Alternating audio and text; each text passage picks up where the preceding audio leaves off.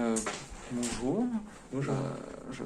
Je vous reçois pour un entretien qui sur vous et sur vous en tant que druide. Est-ce que ça vous pose un problème? Non, non, aucun problème là-dessus. Est-ce que ça vous pose aussi un problème que cela soit enregistré? Non, non, pas de problème. Ok. Je vais commencer par vous. Est-ce que vous pouvez vous présenter succinctement? Eh bien, donc je m'appelle Ewen Morin, je vis dans une petite maison dans les bois. J'ai 30 ans. Et donc, voilà. Dans les bois de quel endroit? Eh bien, j'ai un grand terrain avec un espace boisé d'environ 1 hectare. Dans quelle région vous... En Bretagne, en Bretagne. En Bretagne. Dans Ille-et-Vilaine. Vous avez toujours vécu dans ces bois? Non, non, non. Je suis originaire de Paris, dans le 93 où je suis né. On a déménagé avec mes parents quand j'étais jeune, vers mes 5-6 ans. Et donc on est venu en Bretagne, mais on avait pareil un grand espace vert. Donc voilà, j'ai toujours eu un rapport avec la nature assez important. Et donc voilà. Ok. Vous avez un diplôme? Oui, j'ai le baccalauréat SES, enfin ES, voilà, que j'ai passé il y a maintenant un certain temps. Vous avez un métier? Bah oui, je suis druide. Mais je n'ai pas d'activité professionnelle à côté de cela, non. D'accord.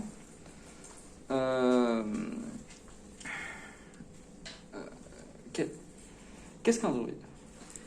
Eh bien, un druide, c'est assez compliqué à expliquer. Être druide, c'est avoir une relation spéciale avec la nature, suivre le chemin de l'éveil spirituel au travers de différentes étapes, différents passages avec différents rituels à différents moments de l'année. Et donc pour cela, on est guidé aussi par notre maître druide, n'est-ce pas? Vous n'êtes pas seul dans...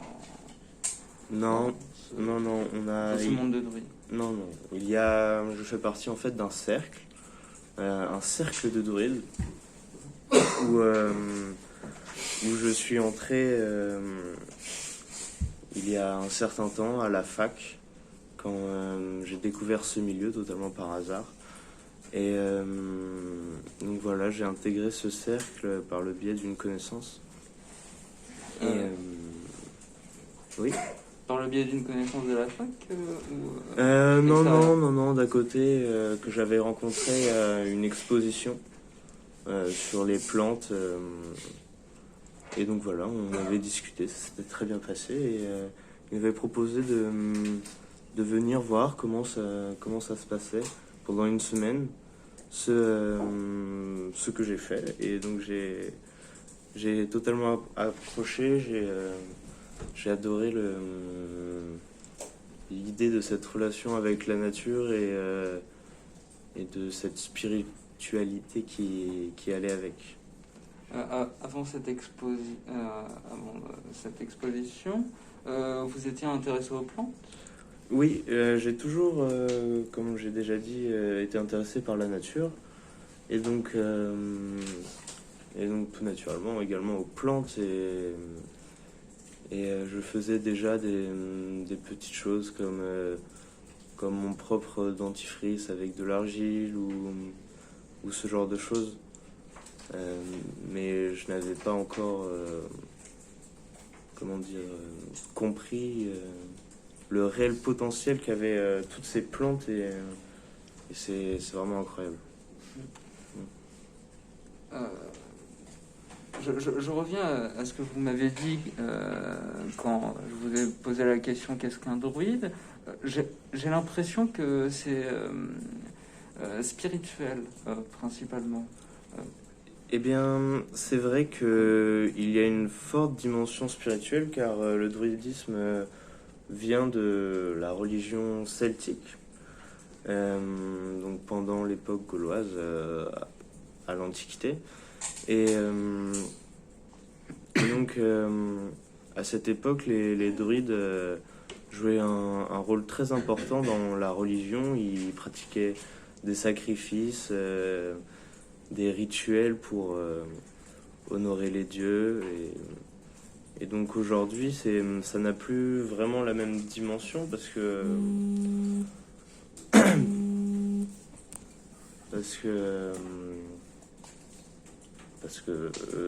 c'est plus tout le même contexte, mais il y a toujours cette idée de spiritualité à travers l'éveil spirituel que on est censé acquérir au travers différentes étapes. Et voilà. Comment ça se manifeste concrètement aujourd'hui comme vous dites que ça reprend le druidisme celte, vous faites encore des sacrifices, non? Non, à vrai dire, Quelle forme ça prend aujourd'hui? Aujourd'hui, les rituels se font surtout à base de plantes, de cérémonies autour du feu, ce genre de choses. Mais non, on ne pratique plus de sacrifices de quelconque espèce, car aujourd'hui, bien sûr, les mœurs ne l'autorisent pas.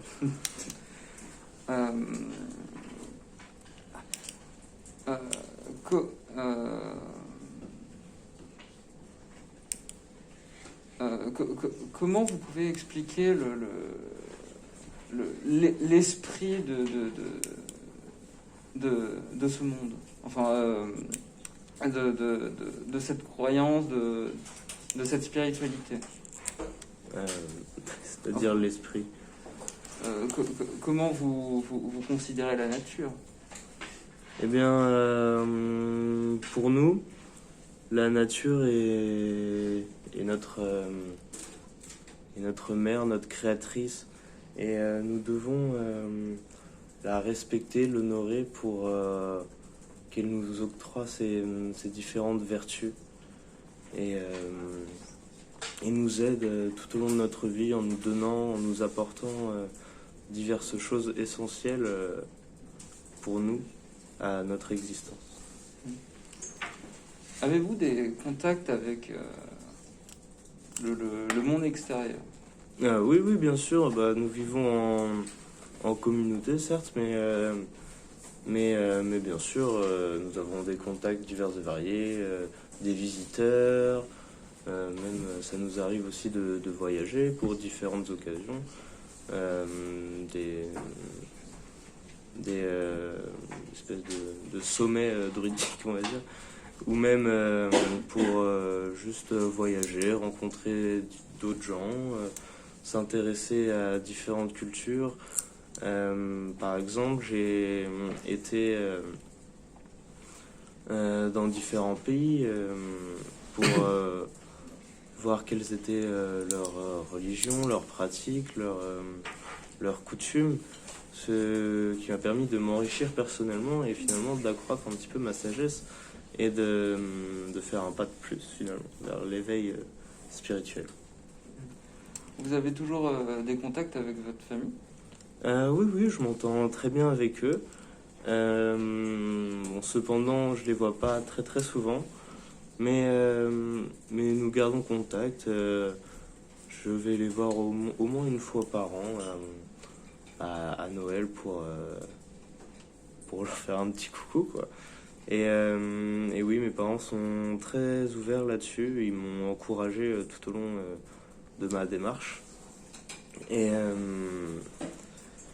et me demande souvent conseil pour préparer différentes mixtures à base de plantes pour diverses raisons. D'accord. Comment pensez-vous être perçu par la population française? Eh bien, je pense que les druides en France sont perçus à travers les diverses représentations qu'il y a d'eux, notamment la plus connue, Panoramix, dans Astérix Obélix, mais aussi à travers des jeux ou des contes. Et donc, pour eux, le druide, c'est le vieil homme à longue barbe qui prépare de la potion magique dans son chaudron.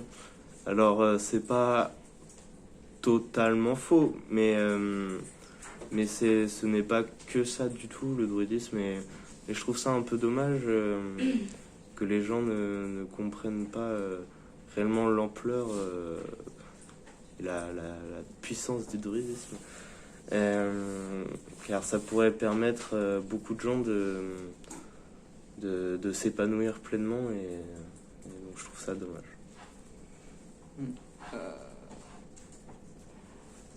Est-ce que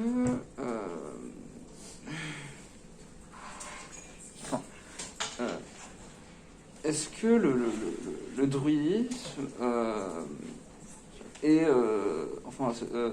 reste discret au final? C'est-à-dire, est-ce que par exemple, vous me dites que le druidisme pourrait, s'il était connu par la population, avoir des vertus, mais est-ce que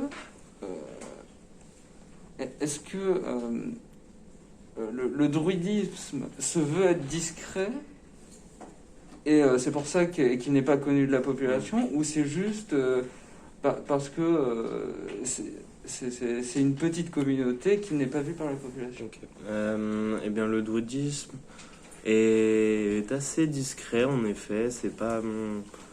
C'est un mouvement, une religion même, qui n'est pas du tout représentée dans les médias, la presse et même l'imaginaire collectif. Moi, avant de rencontrer cet ami qui m'a initié au druidisme, je n'avais pas du tout connaissance de l'existence des druidismes. Mais pourtant, tout de même, ce n'est pas qu'une petite communauté. Par exemple, en Angleterre, au Royaume-Uni, récemment, le druidisme a été officiellement reconnu comme une religion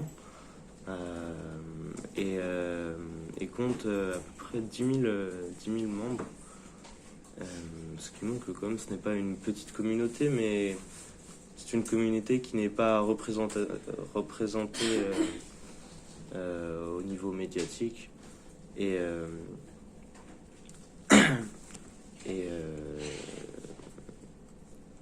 voilà. Avez-vous d'autres choses à dire ou à préciser?